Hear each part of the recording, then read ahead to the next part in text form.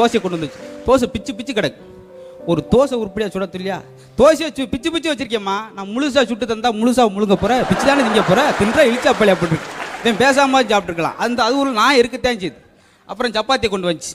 சப்பாத்தியாக தட்டாண்டி இதில் அப்படி இருக்குது. தின்னா தட்டுன்னு நினச்சிக்கிட்டு இருக்கான். பிக்கிறான், பிக்க முடியல.